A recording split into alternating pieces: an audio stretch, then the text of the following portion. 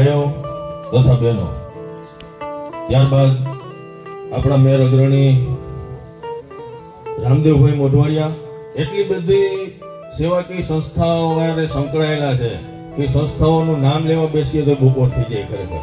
પરંતુ ખાસ આપણા કાર્યક્રમમાં હાજરી આપી આપણા કાર્યક્રમની શોભા વધારી છે. સાથે સાથે લીલબાઈ સેવા સમિતિ વતી પરબતભાઈ મોઢવાડિયા, નથરાજ સેવા સમિતિ વતી નાગાભાઈ મોઢવાડિયા, બધા જ આપ સૌ અહીં ઉપસ્થિત રહી અમારો ઉત્સાહ અને ઉમંગ વધારવા બદલ આપ સૌનો ખૂબ ખૂબ આભાર. ભાણવડથી અમારે મેરામણ આતા પધાર્યા છે. મેરામણ આતાનો પણ અમે અહીંથી ખૂબ ખૂબ સ્વાગત કરીએ છીએ. કાર્યક્રમ આપણે સાંજ સુધી ચલાવવાનો છે. ગીત, સંગીત, ભજન, હોને આવડત અગર તો જે હેતુથી આપણે બધા અહીં મળ્યા છે એની વાતો પણ થોડીક આપણે બધાને કરવાની છે. પરંતુ એ પહેલા આપણે રામદેવભાઈ મોઢવાડિયા તથા પરબતભાઈ લીલબાઈ સેવા સમિતિ વતી અને નાગાભાઈ અમારે મેરામણ હતા, આ બધા વડીલો અહીં આવી દીપ પ્રાગટ્ય કરી આ કાર્યક્રમની શુભ શરૂઆત કરશે.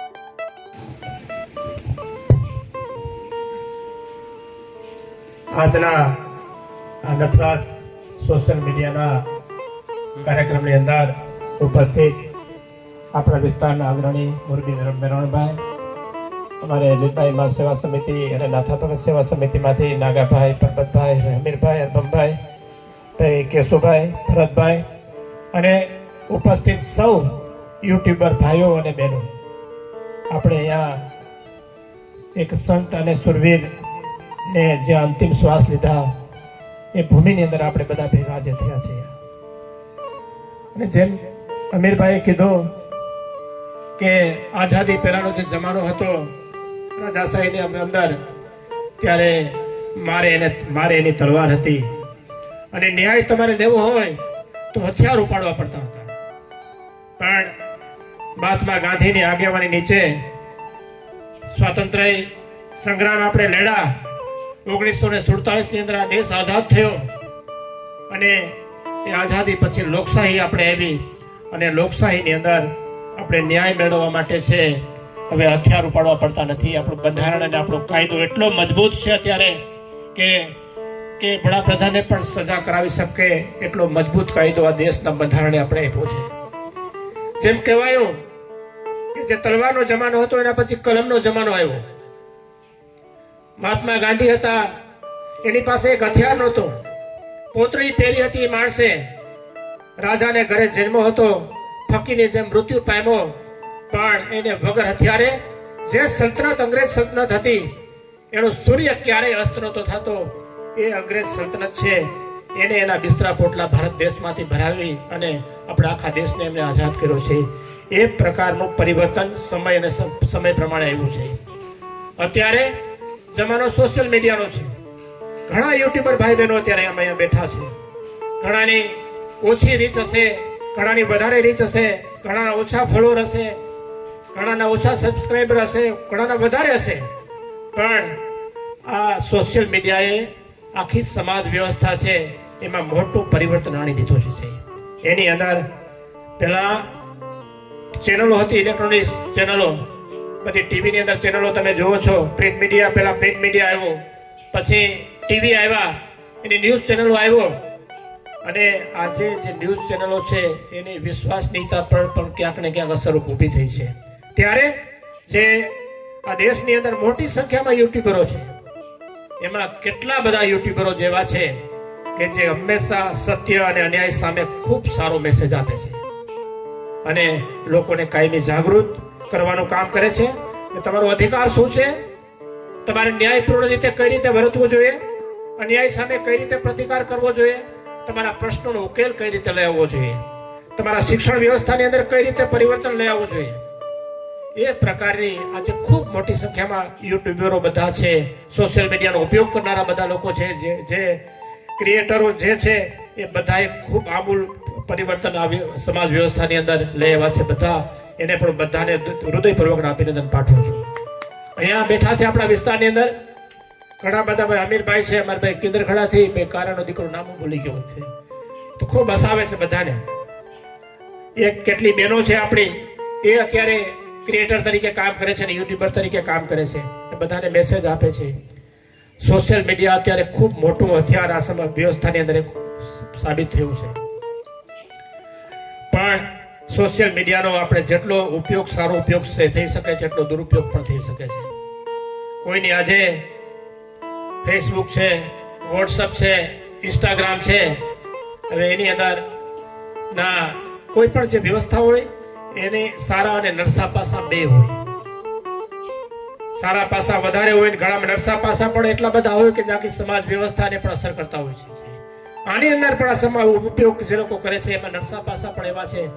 કોઈ સારો માણસ હોય એની પ્રતિષ્ઠા જો ઘસવી હોય તો સોશિયલ મીડિયાથી વધારે બીજું કોઈ મોટું માધ્યમ નથી અત્યારે છે. મેરોણભાઈ ગમે એટલું સારું કામ કરતો હોય, અમારે અમીરભાઈ છે 24 કલાક નાથે હાથે રહે છે, અમારે એની પ્રતિષ્ઠા ખરાબ કરવી હોય તો અહીંયા સોશિયલ મીડિયામાં 5 જગ્યાએ લખું ભાઈ અમીરભાઈ છે બેઠો બેઠો અહીં તો ખાય છે, કંઈ કરતો નથી, અને ઘરે કોઈ રાખતા નથી, એટલે અહીંયા આવીને પેડાશે છે. પણ એટલે એની અહીંયા જે 24 કલાક સમર્પિત રીતે જે કામ કરતા હોય, જે મહેનત કરતા હોય, આ જે વ્યવસ્થાની અંદર માણસ બેઠા હોય, વ્યવસ્થા કેમ લોકોને સારી મળે એનો જે પ્રયત્ન કરતા હોય, એના દિલને ચોક્કસ આઘાત પહોંચ્યાને કારણે છે. એટલે આવા લોકો પણ મોટું પાપ કરે છે. ઘણા બધા લોકો છે, કોઈને પ્રતિષ્ઠા ઘસવાનું, કોઈની વિરુદ્ધમાં સાચા ખોટા વિડીયો બનાવી અને અપલોડ કરવાનું, અને વિડીયોની અંદર ગમે ત્યારે બોલવાનું, અને પછી એમાં એવું હોય છે કે આવી નેગેટિવ જે ન્યૂઝ હોય તો વધારે ફેલાય, વધારે જોવે નેગેટિવ ન્યૂઝ છે. પછી આને એક સોશિયલ મીડિયા મોટો રોગ છે. કેટલી મને લાઈક મળી, કેટલી કોમેન્ટ મળી, કેટલાએ શેર કરી, અને એ લાઈક કોમેન્ટ અને શેર જો ઓછી મળે તો એને પોતે ફ્રસ્ટ્રેટ થાય, અને આવડે જે ધીમે ધીમે એક આ સોશિયલ મીડિયાનો પણ એક નવા રોગનું નામ શું આપે મને ખબર નથી, પણ સાયકિયાટ્રિક ભવિષ્યમાં રોગનું નામ આપશે કે એના પર અત્યારે ઘણા બધા શિકાર લોકો થતા જાય છે. મોબાઈલ વગર રહી શકતા નથી ઘણી વાર છે, કેટલા બધા લોકો એવા છે. મારી મધર છે, મારી બા, એને 95-97 વર્ષના છે, એની એક કેરટેકર માજી મેં રાખેલા છે. હમણાં તો પરબત ઓળખે સારી રીતે, માસી છે એ મારે. એને તમે 2-4 કલાક માટે મોબાઈલ લઈ લ્યો પાછો ગાંડી થઈ જાય છે. એટલો બધો મોબાઈલ ઉપર, એટલો બધો મોબાઈલ એને ફોબિયા કે મોબાઈલ એની પાસે લઈ લ્યો તો રિયલ ગાંડી થઈ જાય છે. અને એટલી બધી વાડે તમે માનસિક ખૂબ મોટું નુકસાન ન થઈ ગયું હોય ક્યારેય, પોતાના ઘરની અંદર મોટો ખાડો ન પડ્યો હોય, અને જેટલું માણસ ફ્રસ્ટ્રેટ થાય એનાથી વધારે ઘણા લોકો અત્યારે મોબાઈલ વગર ફ્રસ્ટ્રેટ થાય છે. નાના બાળકો છે એના હાથની અંદર પણ માવાઓ છે. અત્યારે સોશિયલ મીડિયાની અંદર નવું આવતું હોય, બાળક રડતું હોય, એને ન સાચવવું પડે એટલા માટે થઈ અને જમતા જમતા મોબાઈલ આપી દે અને બાળક છાનું રહી જાય છે અને એ બાળક છે એ ભવિષ્યની અંદર આ મોબાઈલના રોગનો મોટો શિકાર બની જાય છે. અત્યારે પણ ડિજિટલ ઉપવાસ કરવાનું ચાલુ થઈ ગયું છે. ઘણા લોકો ડિજિટલ ઉપવાસ કરે મારે મોબાઈલને આટલા દિવસ અડવાનું નહીં છે. એ પ્રકારની આ જે વ્યવસ્થાઓ અને આ વ્યવસ્થાને કારણે આ પ્રકારની એક અલગ પ્રકારની માનસિક સ્થિતિની લોકોની ઊભી થઈ છે. હું તમારા પાસે ધ્યાન દોરવા માંગુ છું. એટલે સોશિયલ મીડિયાનો ખૂબ સારો ઉપયોગ છે. એક ગામડાના ખૂણામાં બેઠેલો માણસ ઓનલાઈન સિસ્ટમનો ઉપયોગ કરી, વેબસાઇટનો ઉપયોગ કરી અને આખા બીજા વિશ્વના ખૂણામાં શું બને છે, ત્યાં ખેતી કેવી છે. હમણાં હું જોઉં છું જયેશ રાદડિયા કરીને પોર્ટુગીઝની અંદર છે, કોઈ એ યુટ્યુબર જ છે. એ ત્યાંની ખેતી વિશે માહિતી આપે. પોર્ટુગીઝમાં ખેતી કઈ રીતે થાય છે, એ પાણી કેવું હોય છે, આ પાક કયા પ્રકારનો હોય છે, આમાં શું કરવું જોઈએ, તમારે પોર્ટુગીઝ આવવું હોય તો શું કરવું જોઈએ છે. એ પ્રમાણે એજ્યુકેશન સિસ્ટમ બધી તમને ઓનલાઈન મળે. તમારે ટ્યુશનમાં જવાની જરૂર ન પડે, કોઈ જગ્યાએ ટ્યુશન કરવાની પણ જરૂર ન પડે. ગૂગલની અંદર ગમે તમે સર્ચ કરો તમને બધું મળી જાય. આ પ્રકારની વ્યવસ્થાઓ પણ ઊભી થઈ છે. એટલે મારી બધાને વિનંતી છે કે આનો આપણે બને એટલો સદુપયોગ કરીએ. આજે અમીરભાઈ બહુ ખૂબ સાચી વાત કરી છે કે વ્યસનોએ આપણે નાથાતાના પટાંગણમાં બેઠા છીએ. વીર પુરુષ હતો, રાજ સલ્તનત સામે લડ્યો હતો, ત્યારે ગામનો પટેલ હતો. મારા બાપા વાત કરે છે કે ગામનો પટેલ હોય વડાપ્રધાન ગણાતો એ વખતે. એટલા બધા લોકો ડરતા નથી. એક ડુંડું તમારા ખેતરમાં કાપવું હોય તો ડુંડું તમે ન કાપી શકતા, ને ડુંડું જો કાપો તો એની હાલત ખરાબ કરી જાય, એટલી બધી ખરાબ થઈ જાય. ને એટલો બધો રાજાશાહીનો ધાક અને ભય હતો. એનો હું તમને દાખલો આપું. મારે બા છે, કોરાણા છે. રાજાશાહી પહેલા ત્યાં આપણા લોકોએ 6 જેટલા જામ સાહેબના પોલીસ વાળાને મારી નાખેલા હતા. 5 કે 6. મેરાણભાઈને કદાચ ખબર હશે, વાત સાંભળેલી છે, જૂની રાજાશાહી પહેલાની છે. એ ગામની અંદર એટલા બધા લોકોને માર્યા હતા જે તે વખતે. અને એ મારી બા ત્યારે છે સમજણી હશે જે તે વખતે મારતા દેખી ગઈ હશે. આજની તારીખે પોલીસથી ડરે છે, ડાયરિયા થઈ જાય. આજની તારીખે પોલીસ તો જુએ તો છે. અમારી ભેગા પોલીસ હોય તો એમ કે પાછળથી કે કારા મોવારા મારા દીકરા ભેગા ક્યાંથી આવે, ક્યાં પાપ એવા કર્યા છે. એટલે આ પ્રકારની એ વખતે રાજાશાહીની અંદર ધાક હતી. એની સામે નાથા હતા એ હથિયાર ઉપાડ્યા હતા. ક્યારે ઉપાડ્યા છે હથિયાર? અને સલ્તનતને 2-3 સલ્તનતોને ક્યારે નમાવી હશે જામ સાહેબ જેવી સલ્તનતને, કે એનું મનોબળ મજબૂત હશે, એનું શરીરથી મજબૂત હશે, મનથી મજબૂત હશે. પણ આજે આપણે શરીરથી નબળા પડ્યા છે અને મનથી પણ નબળા પડ્યા છે. આપણે આપણા વાડીએ રહેતા હોય અને આપણે આપણા દીકરાને કે દીકરીને કહીએ કે ગામમાંથી તું ફલાણી વસ્તુ લઈ આવે તો કોઈ હાલી નથી, જાય એમ નથી, હાલવાની શક્તિ એનામાં રહી નથી. એ હથિયાર ક્યાંથી ઉપાડી શકવાના?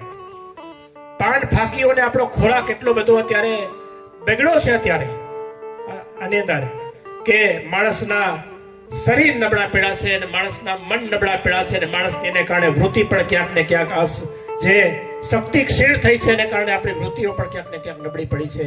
એને કારણે આપણે ક્યાંક ને ક્યાંક આપણી કોઈ પણ વિશ્વાસનીયતા ગુમાવતા જઈએ છીએ. જે સમાજની અંદર ક્યારે બનાવ ન બનાવ્યો, ગેંગરેપ ટાઈપના એ બનાવો આપણા વિસ્તારની અંદર અત્યારે બનવા બેઠા છે. ક્યારે છે આપણે કોઈને છેતારતા નહીં. ભૂતકાળની અંદર આપણે આંગણે આવ્યો હોય, આપણે આશરે આવ્યો હોય તો એને આપણે આપણો જીવ દઈ દેતા હતા. આપણે જીવના જોખમે એનું રક્ષણ કરતા હતા. એ બધાની અંદર ક્યાંક ને ક્યાંક લૂઝનેસ અત્યારે આવી છે. એનું કારણ આપણી વ્યવસ્થાઓ છે, આપણા વ્યસનો છે. આપણે ક્યાંક ને ક્યાંક શારીરિક અને માનસિક રીતે ક્યાંક ને ક્યાંક નબળા પીડા છે આની અંદર છે. આપણે ચોક્કસપણે વ્યસન એ ફાકીનો હોય, બીડીનો હોય કે રાતનું દારૂ હોય, આની સામે મારે સોશિયલ મીડિયાના મિત્રોને હું કહું છું કે તમે બધા સામૂહિક ઝુંબેશ ઉપાડજો. બધામાં રીત મળતી હશે તો મળશે, પણ આ જે કામ છે તમે પુણ્યનું કામ કરશો. આને કારણે 2-5 લોકો જો વ્યસન મુક્ત થશે તો પણ આની અંદર કેન્સરથી પીડાતા બાળકોને તમે બતાવજો. અત્યારે આપણા વિસ્તારની અંદર 60 થી 70 આ સામે જે ખોરામાં બેસાડ્યું છે બાળક, એવડા બાળક છે, કારાભાઈ બેહાડ્યું છે, એવડા બાળક કેન્સરથી પીડાય છે. એને કિમોથેરાપી આપવાની આવે તો તમે કલ્પના કરજો કિમો કેવી રીતે સહન કરી શકશે. એ રેડિયોથેરાપી એને મળશે તો કુમળા ફૂલ જેવું બાળક છે એ કઈ રીતે સહન કરી શકશે? એમાં કોણ જવાબદાર છે એને માટે? એ જવાબદાર બાળક નથી, પણ જવાબદાર ક્યાંક ને ક્યાંક આપણે છે. આપણે એમ કહીએ છીએ કે આપણે આપણી આવતી પેઢીને જે ધરતીની અંદર આપણે જન્મા છે, જે ધરતીની અંદર મોટા થયા છે, એ ધરતીની અંદર અંતિમ શ્વાસ લઈએ તો એનાથી સારી ધરતીને આપવી જોઈએ. એ આપણી ફરજ છે. પણ આપણે આપણા બાળકોને પણ ક્યાંક ને ક્યાંક ખરાબ વારસો આપતા જઈએ છીએ. આપણે વ્યસનના શિકારી હોઈએ છીએ. આપણો ખોરાક એવો હોય છે, આપણે કામ કરતા નથી, આપણે શરીરમાં શ્રમ કરતા નથી. એને કારણે આપણા બાળકોને જે જન્મ આપણે આપીએ છીએ એ જન્મેલા બાળકો પણ ક્યાંક ને ક્યાંક બીમાર બાળકોને આપણે જન્મ આપીએ છીએ. એને સમાજમાં જાગૃતિ ફેલાવવાની એની સામે જરૂર છે. અત્યારે છે આપણા વિસ્તારની અંદર દર વર્ષે 100 જેટલા બાળકો જન્મની સાથે હૃદયની અંદર કાણું હોય છે, હૃદયના કાણા સાથે જન્મે છે. એને 6 મહિનાનું થાય એટલે તરત જ એને સર્જરી કરાવવી પડે. એ બાળક સર્જરી કઈ રીતે કરી શકતા હશે? એની તમે કલ્પના કરજો. આની સામે મુવમેન્ટ તમે બધા ચલાવજો છે. અને અત્યારે આપણી અંદર જે એકબીજા પ્રત્યેનો જે પ્રેમ અને ભાવ જે ઓછો થતો જાય છે આપણા વિસ્તારની અંદર, એ પ્રેમ અને ભાવ થોડો વધે એનો સોશિયલ મીડિયાથી તમે બધા સ્પ્રેડ કરજો. આપણા સમાજની અંદર મારે ન કહેવું જોઈએ, ક્યાંક ને ક્યાંક રોટલો પણ ઓછો થતો જાય છે. જે ઘરે એવા છે, પહેલા માગણ આવતા તો માગણ કોઈ ખાધા વગર જતો નહીં, પણ આજે તો કોઈ મહેમાન આવે તો પણ બપોરે જમવાનું મળશે કે નહીં મળે એને આપણે દિલથી પૂછતા નથી કે તમારે જમીન જવાનું છે. કોઈને ખવડાવીને રાજી થતા નથી. એ પ્રકારની નવી સમાજની અંદર એક નવી વ્યવસ્થા ઊભી છે, ન થવી જોઈએ, એ થતી જાય છે. એની સામે આપણે બધાએ પ્રચાર કરવાની જરૂર છે. આપણે શિક્ષણમાં કઈ જગ્યાએ છીએ, શિક્ષણમાં કેટલા પાછળ છીએ, ખેતીની અંદર આધુનિકરણ કરવામાં કેટલા પાછળ છીએ, એ બધાની સામે આપણે મોટી ઝુંબેશ ચલાવવાની છે. હું સોશિયલ મીડિયાના મિત્રો જે બેઠા છે, યુટ્યુબર મિત્રો જે બેઠા છે, જે ક્રિએટર મિત્રો અહીંયા આવ્યા છે, ભાઈ અને બહેનો બધા પાસે હું આટલી અપેક્ષા રાખું છું કે તમને જ્યારે પણ સમય મળે ત્યારે આની સામે તમે બધા મુવમેન્ટ ચલાવજો. એ આનાથી મોટું તમારું કોઈ પુણ્ય તમને નહીં મળે. અહીંયા મને બોલાયો, મારા હાથે દીપ પ્રાગટ્ય કરાયું અને મને બે વાત કરવાનો મોકો આપ્યો. એ બદલ કારાભાઈનો અને આપ સૌનો હૃદયપૂર્વકનો આભાર માનું છું. જય હિન્દ, જય ભારત, જય નાથ, જય મહાદેવભાઈ. ઘણી બધી સંસ્થાઓના પ્રમુખ છે, ડાયરેક્ટર છે એવા રામદેવભાઈ. સમાધાન માટે સૌથી જેનું જાણીતું નામ છે એવા મેરામણ બાપા. આ સમિતિના હમીરભાઈ, અરભમભાઈ, ભાલુભાઈ, ભરતભાઈ, કેશુભાઈ, અમારા પ્રમુખ નાગાભાઈ અને સર્વે ટ્રસ્ટીઓ સુકાભાઈ. અન્નક્ષેત્રની વાત અહીંયા મને લાગે કે અમીરભાઈ 9 વર્ષથી ચાલુ છે. નાથાદાના મંદિરે નાથા ભગત સેવા સમિતિ દ્વારા અહીંયા અન્નક્ષેત્ર ચાલુ છે. 24 કલાક અહીંયા અન્નક્ષેત્ર ચાલુ છે. ઘણા બધા વર્ષોથી ચાલે છે. કોઈ પણ ફી માંગવામાં આવતી નથી. અહીંયા જે કંઈ નાથાદાની કૃપાથી આ બધા સમિતિ ચલાવે છે, તો આ પ્રસાદનો લાભ કોઈ પણ વરણ લઈ શકે છે. 18 વરણ માટે કાયમ માટે ખુલ્લું છે. તો અહીંયા પણ પ્રસાદ લેવા પધારવા હું બધાને સમિતિ વતી આમંત્રણ આપું છું. અને ગમે ત્યારે આવો ત્યારે અન્નક્ષેત્ર ચાલુ હોય. ઓખામઠીની વાત આવી ત્યાં એમ અત્યારે બાંધકામ થઈ ગયું છે. 4 વીઘા જમીન લીધેલી છે, 40 લાખ રૂપિયાની જમીન છે. ત્યાં અન્નક્ષેત્રનું બાંધકામ શરૂ થઈ ગયું છે.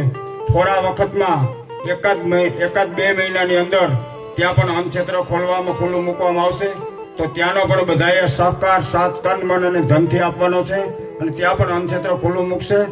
એ પણ બધાને આમંત્રણ છે. જ્યારે અન્નક્ષેત્ર ખુલ્લું મૂકશે ત્યારે જાહેર કરવામાં પણ આવશે. તો એમાં પણ સહકાર આપવા વિનંતી. ખૂબ ખૂબ મા લીરબાઈની નાથાદાની કૃપા છે.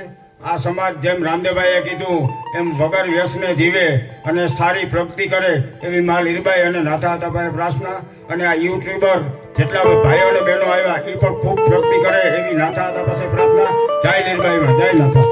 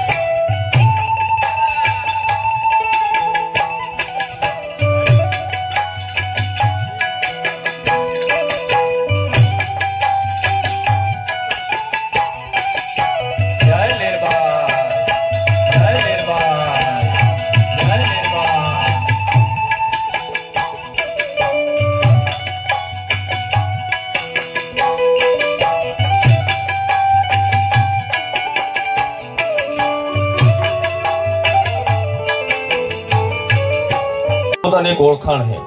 પણ આવા છોકરાઓની એકાદ કડી સંભળાઈ જાય ને પછી અમને નીંદર નથી આવતી પરબતભાઈ કે આને સ્ટેજ ક્યારે મળે, અને આવા છોકરા ક્યારે સમાજની સામે આવશે.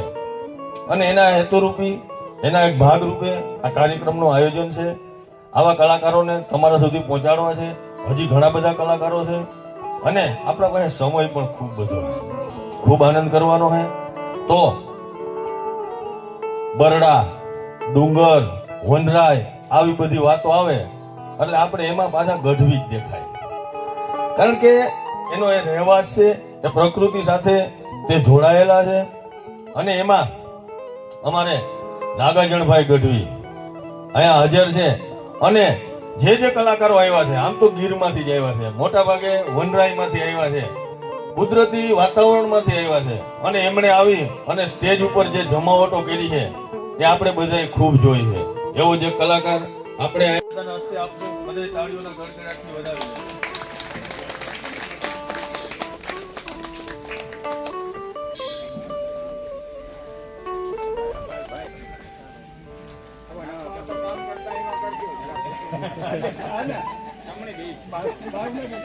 મારું બોલી